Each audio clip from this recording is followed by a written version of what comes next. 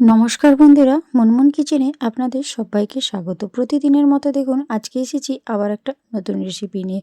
সব সময় বাজার থেকে তেলে ভাজা কিনে না এনে এই রকম একটা স্ন্যাক্সের রেসিপি আপনারা বাড়িতেই বানিয়ে দেখুন। বাজার থেকে আর কোনো রকম চপ, সিঙাড়া বা তেলে ভাজা, নিমকি কিছুই খাওয়ার প্রয়োজন হবে না। বাড়িতেই খুব চটজলদি এই স্ন্যাক্স রেসিপিটা বানিয়ে ফেলতে পারেন। তার জন্য নিয়েছি দেখুন 1 কাপ পরিমাণে নিয়েছি বেসন, আর এখানে নিয়েছি 1 কাপ পরিমাণে সুজি। আর 1 কাপ সুজি আর 1 কাপ বেসন দিয়েই দেখুন আজকে আমি কত সুন্দর একটা চটজলদি স্ন্যাক্সের রেসিপি বানিয়ে ফেলি। তো এইখানে দেখুন একটা বড় পাত্র নিয়েছি, আর তার মধ্যে আমি যে 1 কাপ সুজি নিয়েছিলাম সেই সুজিটা এখন ওই পাত্রের মধ্যে দিয়ে দিলাম। আর এখানে একই কাপের মাপ করে আমি নিয়েছি 1 কাপ পরিমাণে বেসন। আর আপনারা যে পাত্র ধরে মাপ করবেন মেজারমেন্টটা যেন সমান থাকে। যদি বাটি মাপ করেন তাহলে 1 বাটি সুজির সঙ্গে 1 বাটি বেসন দেবেন। এখন সুজি আর বেসনটাকে প্রথমে একটা চামচ দিয়ে খুব ভালো করে শুকনো অবস্থায় মিশিয়ে নিয়েছি। এবারে একটা কাপ নিয়েছি, যে কাপের মাপে আমি সুজিটা নিয়েছিলাম, অর্থাৎ 1 কাপ সুজিতে আমি দিয়ে দিচ্ছি 2 কাপ পরিমাণে জল। আর আমি এখানে যেহেতু সুজিটা 1 কাপ নিয়েছি তার জন্য এখানে 2 কাপ জল দিতে হবে, কারণ আপনারা সবাই জানেন যে সুজি কিন্তু জল টেনে নেয়। তার জন্য মেজারমেন্টটা একটু ঠিকঠাক করে দেবেন, জলের পরিমাণটা যেন সমান হয়। তো এবারে খুব ভালো করে একটু মিশিয়ে নেওয়ার পালা, যাতে কোনো রকম বেসনটা দলা বেঁধে না থাকে। তার জন্যে খুব ভালো করে আগে একটু হাতে করে সময় নিয়ে ধৈর্য ধরে আপনাদেরকে এই বেসন আর সুজিটাকে জল দিয়ে ভালো করে মিশিয়ে নিতে হবে। এখন দেখুন একদম পারফেক্টভাবে মেশানো কমপ্লিট হয়েছে। তো এটা এখন একটা সাইডে থাক। আমি এখন গ্যাসের ওপর একটা বসিয়ে দিয়েছি ননস্টিক কড়াই, আর তার মধ্যে দিয়ে দিচ্ছি 2 চামচ পরিমাণে রিফাইন অয়েল। এবারে তেলটা একটু গরম হয়ে গেলে এর মধ্যে দিয়ে দেব সামান্য পরিমাণে একটু রাই সর্ষে। তো রাই সর্ষেটা দেওয়ার পর আবারও ভালো করে ওই তেলের মধ্যে একটু নাড়াচাড়া করে ভেজে নিতে হবে। সর্ষেটা যখন একটু পটপট করে ফাটবে ততক্ষণ পর্যন্ত আমাদেরকে ওয়েট করতে হবে। তো এই পর্যায়ে দেখুন সর্ষেটা খুব সুন্দর করে একটু ভালো করে ভেজে নিয়েছি, আর সর্ষেটা ভাজা হতে দেখবেন একটা সুন্দর গন্ধ ভেসে আসবে। তো এখন আমার যেহেতু সর্ষেটা ভাজা হয়ে গেছে, একটা বাটির হাফ বাটি পরিমাণে জল এখন আমি ওর মধ্যে দিয়ে দিয়েছি। আর এখন দেখুন জলটা একটু করে ফুঁকতে শুরু করেছে। একটা স্প্যাচুলা দিয়ে খুব ভালো করে জলটা নাড়াচাড়া করে মিশিয়ে নিলাম। এবারে এর মধ্যে আমি এখন দিয়ে দেব স্বাদ মতো লবণ। লবণটা প্রথমেই একটু পরিমাণ মতো দিয়ে দেবেন, একদম বুঝে শুনে। তারপরে এখন এর মধ্যে দিয়ে দিচ্ছি সামান্য 1 চামচ পরিমাণে চিলি ফ্লেক্স, আর দিয়ে দিলাম ফ্রেশ ধনেপাতার কুচো অল্প পরিমাণে। আর এখন একটু দিয়ে দিচ্ছি 1 চামচ মতো সাদা তিল। আর এখন দিয়ে দেবো একটা সুন্দর কালারের জন্য দিয়ে দিচ্ছি সামান্য অল্প পরিমাণে একটু হলুদের গুঁড়ো। সব কিছু উপকরণ দিয়ে একটা স্প্যাচুলা দিয়ে খুব ভালো করে নাড়াচাড়া করে এখন মিশিয়ে নিচ্ছি। আর এখন দেখুন একটু ফুটিয়ে নেব, কারণ হলুদের একটা কাঁচা গন্ধ সেটা চলে যাবে। তো এখন দেখুন একটু ফুটে গিয়েছে। এবারে আমি যে বেসন আর সুজির ব্যাটারটা রেডি রেখেছিলাম সেই ব্যাটারটা এখন এর মধ্যে দিয়ে দিলাম। সম্পূর্ণ ব্যাটারটাই এখন ওর মধ্যে দিয়েছি, আর গ্যাসের ফ্লেমটা একদম লো ফ্লেমে রেখেছি। আপনারাও অবশ্যই গ্যাসের ফ্লেমটা লো ফ্লেমে রাখবেন, নাহলে সুজিটা কিন্তু খুব তাড়াতাড়ি বসে যাবে, তখন ঠিকঠাকভাবে পারফেক্ট ডোটা তৈরি হবে না। আর এবারে ওই লো ফ্লেমে রেখে এরকম হালকা হাতে নাড়াচাড়া করতে করতে দেখবেন সুজিটা একটা সুন্দর ডোয়ের আকারে এসে যাবে। তো এভাবে ভালো করে একটু নাড়াচাড়া করতে হবে, যেহেতু বেসনটা দেওয়া আছে ভালো করে একটু নাড়াচাড়া করলে বেসনের কাঁচা গন্ধটাও চলে যাবে। তার জন্য এইভাবে স্প্যাচুলা দিয়ে অনবরত নাড়তে থাকবেন, নচেৎ তলায় কিন্তু একেবারে বসে যাবে।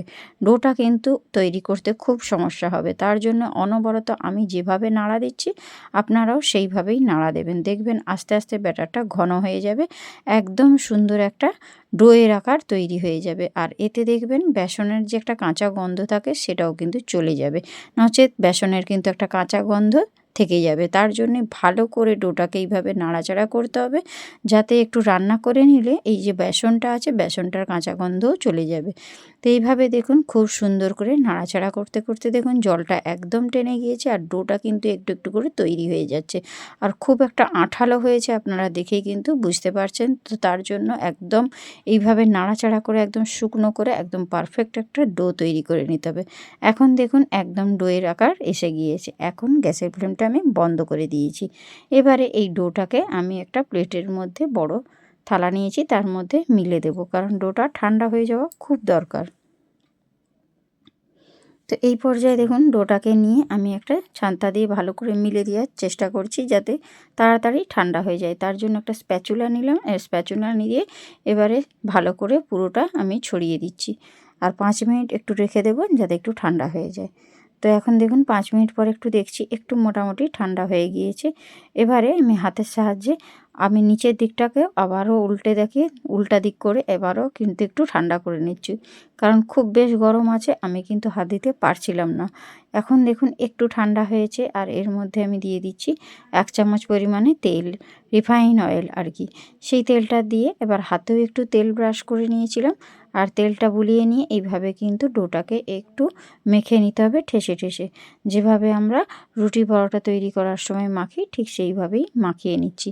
আর বেশ গরমই আছে, আর গরম গরমই এরকম মাখিয়ে নেবেন, তবে কিন্তু ডোটা পারফেক্টভাবে রেডি হয়ে যাবে।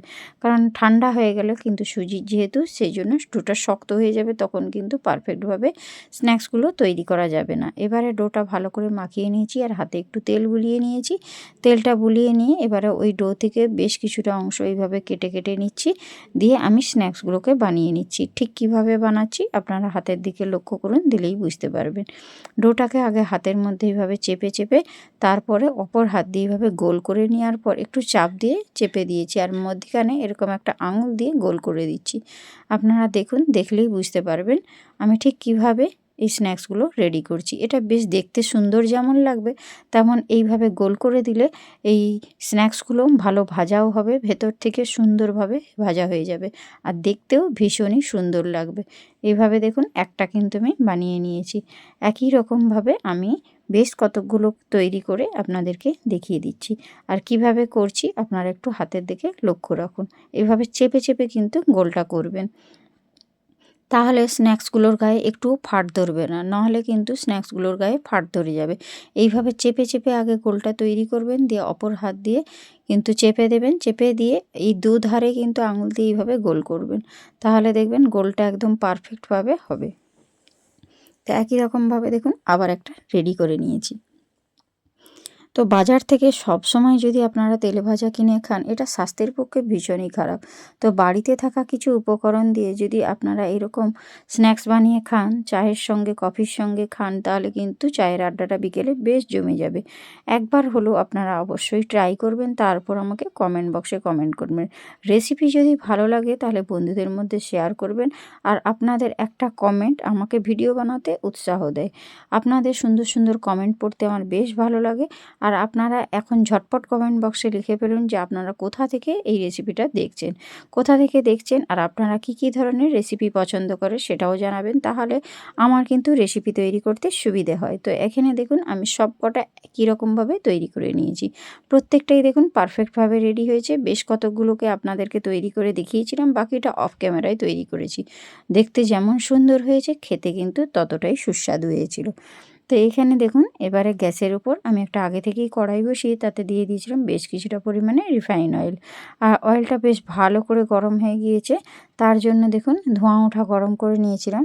এবারে ওই অয়েলের মধ্যে এবারে আমি দিয়ে দেব তৈরি করে রাখা স্ন্যাক্সগুলো।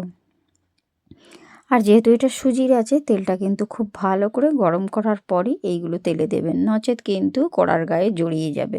তখন কিন্তু একটার গায়ে একটা জড়িয়ে গেলে পারফেক্টভাবে ভাজাও হবে না, আর নাস্তাগুলো তৈরি করতে খুব অসুবিধা হবে। তার জন্য তেলটা যেন ধোঁয়া ওঠা গরম হয়, তারপরেই কিন্তু এই স্ন্যাক্সগুলো ওই তেলের মধ্যে দেবেন।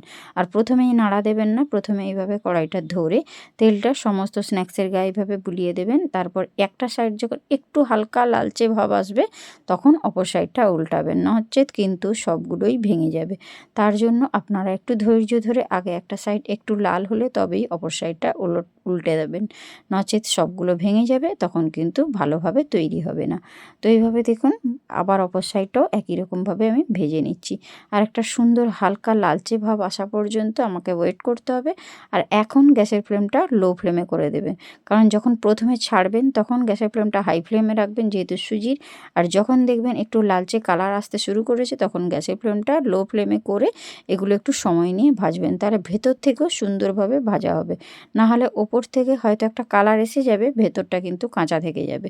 তো এইভাবে লো ফ্লেমে দেখুন উল্টে পাল্টে সুন্দর একটা লালচে কালার আসতেই আমি এগুলোকে তেল ঝারিয়ে তুলে নিচ্ছি।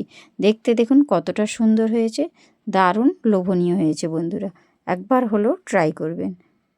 আশা করছি আপনাদের সবার খুবই ভালো লাগবে। তো প্রথম ব্যাচের যেগুলো ছিল সেগুলো কিন্তু ভাজা হয়ে গিয়েছে। এবারে বাকি যেগুলো ছিল সেগুলো একই রকমভাবে আমি ভেজে নিচ্ছি।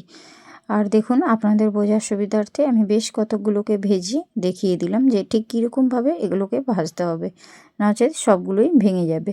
তো দেখুন এইভাবে একটু কড়াইটা ধরেই ঘুরিয়ে দেবেন, তাহলে দেখবেন তেলটা সম্পূর্ণ স্ন্যাক্সগুলোর গায়ে লেগে যাবে। তাহলে কিন্তু একটার গায়ে একটা জড়িয়েও যাবে না, আর ভেঙে যাওয়ার কোনো রকম ভয় থাকবে না। একটা সাইড যখন একটু লাল হবে তখন অপর সাইডটা উল্টে দেবেন, আর উল্টে পাল্টে সুন্দর করে ভেজে নেবেন। এর যেহেতু বেসন দেওয়া আছে, ভেতর থেকে ভীষণ মুচমুচেও যেমন হবে, খেতে খুব সুন্দর হবে। একবার হলেও ট্রাই করবেন। আর এগুলো সুন্দর করে একটু লালচে করে ভেজে নিতে হবে। আর গ্যাসের ফ্লেমটা অবশ্যই এখন লো ফ্লেমে রাখবেন। আর যখন এগুলো তেলের মধ্যে দেবেন তখন কিন্তু একটু হাই ফ্লেমে রাখবেন। যেহেতু সুজি আছে, সুজির যে কোনো জিনিস লো ফ্লেমে দেবেন না, একটু হাই ফ্লেমে রেখে তারপরে ভাজতে হয়। তাহলে দেখবেন এগুলো ভেঙে যাবে না। এইভাবেই দেখুন উল্টে পাল্টে এগুলোকেও সুন্দর করে একটু লালচে লালচে করে ভেজে নিতে হবে। তাহলে দেখবেন খেতে বেশ ভালো লাগবে, একদম মুচমুচে হবে আর দারুণ সুস্বাদু হয় বন্ধুরা খেতে। বাজার থেকে আর চপ সিঙ্গাড়া কিন্তু খেতে ইচ্ছেই হবে না, যদি এই রকম ধরনের স্ন্যাক্স আপনারা একবার হলেও বাড়িতে বানিয়ে খান। তাহলে রোজ রোজ বাহানা খুঁজবেন এগুলো তৈরি করার জন্য। তো এগুলো দেখুন সবগুলোই কিন্তু ভেজে নিয়েছি, বাকি যেগুলো রয়েছে সেগুলো আমি অফ ক্যামেরাতে ভেজে নেব।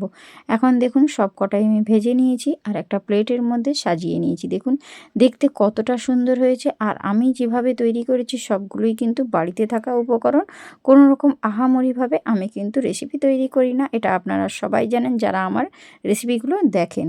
তো এখানে দেখুন দেখতে ভীষণ লোভনীয় হয়েছে। আমি একটু টমেটোর সসের সঙ্গে এগুলো পরিবেশন করছি আর একটু কেটে আপনাদেরকে ভেতরটা দেখিয়ে দিচ্ছি। তো আজকের এই রেসিপিটা কার কার আমার ভালো লাগলো অবশ্যই কমেন্ট বক্সে কমেন্ট করবেন, আর আমাকে কমেন্ট করে জানাবেন যে কেমন হয়েছিল। তো আজকের মতো ভিডিওটা এখানেই শেষ করছি। আজ আসি, টাটা, বাই বাই।